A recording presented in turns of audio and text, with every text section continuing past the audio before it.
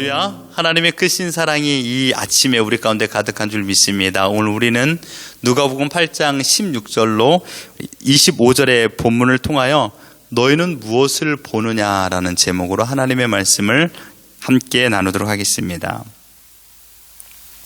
우리는 계속해서 예수님의 2차 갈릴리 순회 사역을 보고 있습니다.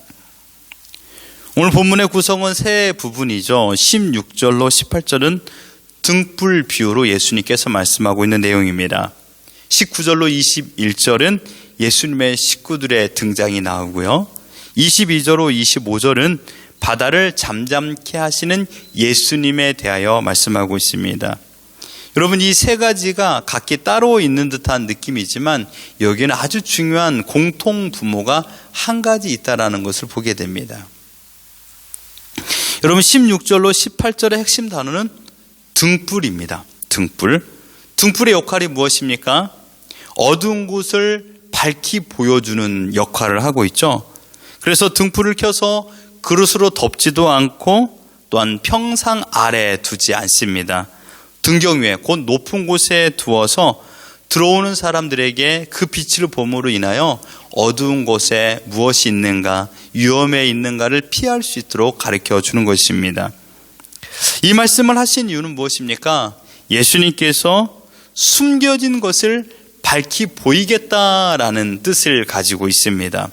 즉, 하나님의 나라의 비밀을 예수님께서 드러내심으로 어둠에 거한 자들에게 생명으로 그들을 이끌어가겠다라고 말씀했습니다. 예수님께서는 빛에 대하여 자주 표현했습니다. 또한 보는 것에 대하여 아주 중요하게 여겼습니다. 사실 우리의 신앙의 가장 중요한 것은 보는 겁니다. 무엇을 보느냐. 그래서 오늘 제목이 너희는 무엇을 보느냐입니다. 무엇을 보느냐. 그러나 여러분, 어둠에 거한 자들은 이 빛을 영접하지 않았습니다. 빛이 누굽니까? 예수 그리스도죠. 이 빛을 영접하지 않았고 이 빛을 좋아하지도 않았습니다.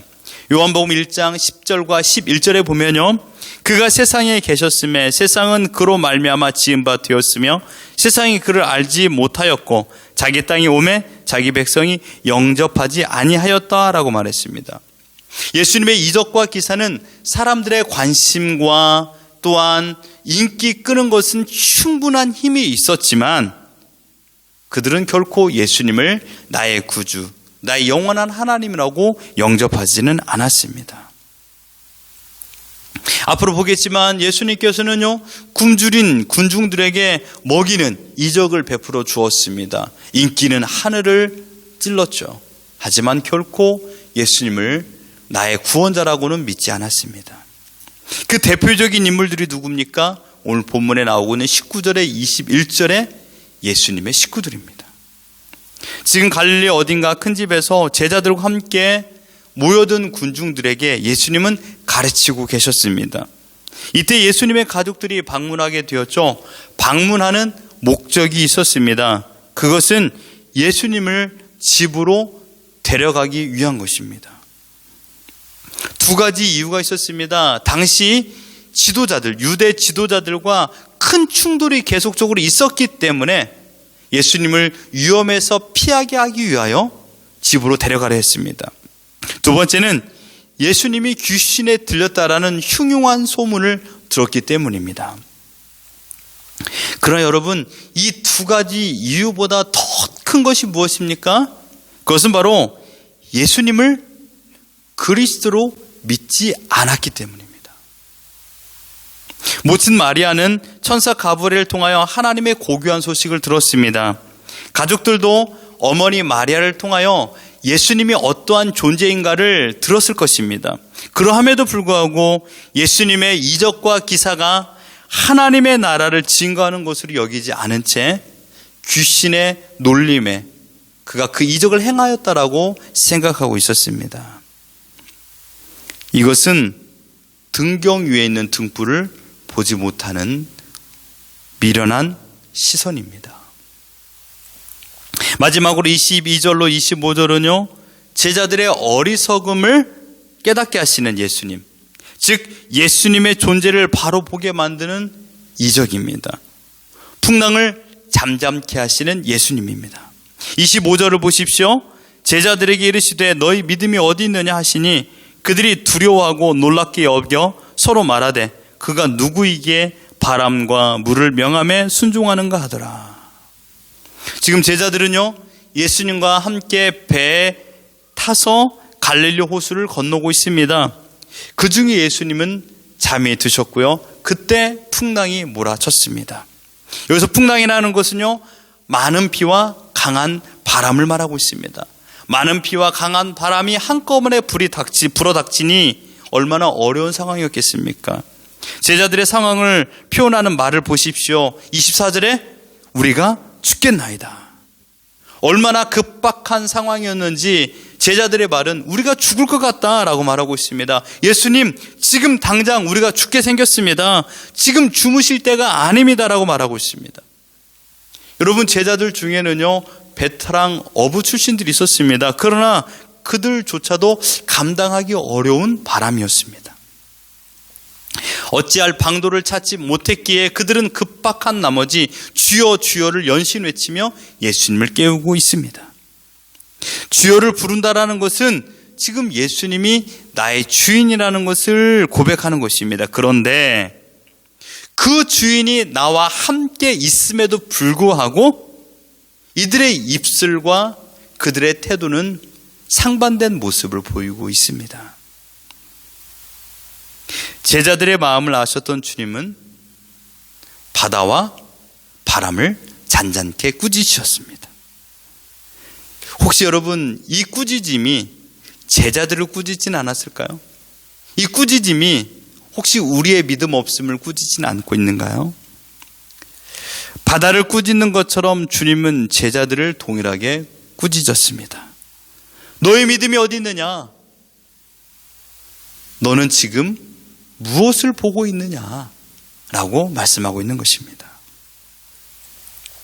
너의 믿음이 어디 있느냐에 대해서 어디 있느냐라는 표현은요, 너의 믿음을 이 풍랑과 이 파도에 도둑 맞았구나 라고 말하고 있습니다. 너의 믿음이 이 풍랑으로 모두 다 빼앗겼구나 라고 말하고 있는 것이에요. 그래서 어디 있느냐라고 묻고 있는 것입니다. 어떻습니까? 예수님의 식구들도 어쩌면 아주 자그마한 믿음이 있었을 것입니다. 우리 형님이 구세주라는 것에 대하여 어머니께서 말씀하셨던 출생의 비밀을 듣고 손바닥만한 믿음이 있었을 텐데 어느 날부터 흉흉한 소문이 들려오니 그만 그들의 작은 믿음이 소문에 의하여 떠날려 가버린 것입니다. 그들에게 지금 말합니다. 너희 믿음이 어디 있느냐? 대체 너희는 무엇을 보고 있느냐? 지금 등경 위의 등불은 무엇을 비추는 역할을 하고 있습니까? 예수님의 식구들은 예수님을 어떻게 보고 있습니까?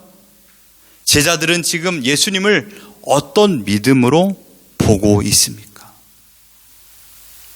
세 가지 공통 분모는 너는 무엇을 보고 있느냐 이겁니다. 여러분, 이 세상에서 믿음의 삶을 살아가는데 가장 중요한 것은 단 한 가지입니다. 내가 예수님을 어떻게 바라보고 있는가 이것입니다. 예수님께서는요, 풍랑이 일어나는 악한 바다의 상황에서 자신의 존재가 무엇인가를 보여주셨습니다. 바다를 잠잠케 하십니다. 자연을 다스리시는 분이라고 우리에게 보여주고 있습니다. 사랑하는 성도 여러분, 주님께서 지금 우리에게 조용히 묻고 계십니다. 너는 무엇을 보고 있느냐? 지금 내 앞에 불어닥친 강한 바람과 파도는 우리 가정을 넘어뜨릴 만한 강력한 힘을 가지고 있습니다. 쥐고 있던 마지막 남은 노도 놓쳐버렸습니다. 돛은 벌써 부러졌고요. 도움을 줄 만한 다른 배는 칠흑같이 어두운 밤이기 때문에 떠있지도 않고 보이지도 않습니다. 오늘 불렀던 찬양처럼 큰 물결이 설레는 바다 한가운데 있습니다. 등대의 불빛도 보이지 않습니다. 너무나도 어려운 풍랑이 우리 배에 불어닥쳤습니다. 그런데 여러분, 중요한 것이 무엇인지 아십니까? 이 배의 사공이 예수님이라는 사실입니다. 오늘 불렀던 찬양을 집에 가서 또 한번 불러보십시오. 이 배의 사공이 주님이라. 우리에게는 소망이 하나 있습니다. 그것은 이 풍랑이 잠잠케 되는 소망이 아니라 이 배의 사공이 주님이라는 것이 우리의 진정한 소망인 줄 믿습니다. 예수님을 바로 알아야 인생의 문제를 해결할 수 있습니다.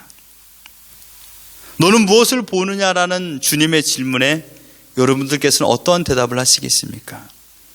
예수님은 하나님만 계시고 천국에만 계셔서 나의 문제는 아무런 상관이 없는 분이라고 우리는 예수님을, 하나님을 너무나도 피상적으로 믿고 있습니다. 제자들은 그토록 많은 이적과 기사를 예수님께서 행하시는 것을 보았음에도 불구하고 12명 모두 동일하게 연약한 믿음조차 없었습니다. 주님께서는 이들의 눈을 열어주셨습니다. 자연을 다스리신 온 땅의 주권자 예수 그리스도를 알려주셨습니다. 등경 위에 있는 등불의 역할, 예수님이 누구인가를 다시금 그들의 눈으로 확인하게 되었습니다. 지금 내가 무엇을 보고 있는가, 이것은 나의 생명과 직결됩니다. 사랑하는 성도 여러분, 예수님께서 칭찬했던 믿음의 사람이 누굽니까? 백부장입니다. 백부장의 믿음의 모습은 무엇이었습니까? 말씀만 하시면 종이 병에서 나을 것을 믿었던 믿음이었습니다. 지금 내 앞에 펼쳐진 내 힘으로 감당할 수 없는 어려운 일들, 하나님의 능력과 돌봄을 경험하는 시간인 줄 믿습니다. 주님이 나와 함께 하십니다. 이것이 나를 지켜주는 가장 안전한 말씀이십니다. 인생의 위기가 닥치지 않으리라고 확신할 수 있는 사람이 있습니까? 더 나아가 나에게는 더 이상 큰 풍랑은 없을 거야. 왜냐하면 나는 너무나도 많은 풍랑을 경험했기 때문이야 라고 장담할 수 있는 사람이 있습니까? 아닙니다. 지금까지 살아왔던 연수만큼 인생의 어려운 풍랑을 경험했던 우리들입니다. 앞으로 남아있는 연수만큼 우리에게는 이 풍랑을 또 경험할 것입니다. 우리 자녀들이 더 커갑니다. 이제는 더 많은 발언권을 가지고 우리들을 향하여 많은 대립을 가질 것입니다. 어떻게 감당하시겠습니까? 우리의 몸은 더욱더 노쇠해질 것입니다. 경쟁 업체들은 더 많아질 것입니다. 많은 어려운 일들이 닥칠 것입니다. 안 봐도 비디오죠? 어떻게 할 것입니까? 중요한 것은 바로 이 풍랑을 지난 과거 어떻게 이겨냈는가를 기억하셔야 됩니다. 내 힘으로 내가 열심히 노지를 해서 이겨낸 것이 아니라 주님께서 나와 함께 하신다라는 것을 믿고 그 주님을 바라봄으로 인하여 우리는 이겨냈던 그 시간들을 기억하셔야만 합니다. 내 힘을 내려놓으십시오. 주님을 의지하고 주님을 신뢰함으로 이겨나갔던 시간들을 기억하십시오. 지금의 위기는 곧 주님을 얼마만큼 신뢰하는가를, 또한 무엇을 바라보고 있는가를 점검하는 시간인 줄 믿습니다. 놀라지 마시고 두려워하지 마십시오. 구원자 예수 그리스도 우리 주님이 우리 배의 사공인 줄 믿습니다. 이 놀라운 사랑과 돌봄을 찬양하십시오. 그리고 그 하나님께 감사하십시오. 내가 온전한 것을 볼 수 있는 것, 내가 예수 그리스도를 바로 볼 수 있는 믿음을 주셨다라는 것을 감사하십시오. 흔들리지 않는 믿음을 주심을 감사하십시오. 더 나아가 흔들렸던 나의 모든 것을 회개하시고 끝까지 주님만 의지하며 주님께 허락하여 주신 소망의 나라를 가는 그날까지 주님을 신뢰하며 행진해 나가는, 또한 이 풍랑을 넘어가는 우리 모두가 되기를 예수 그리스도 이름으로 축원합니다.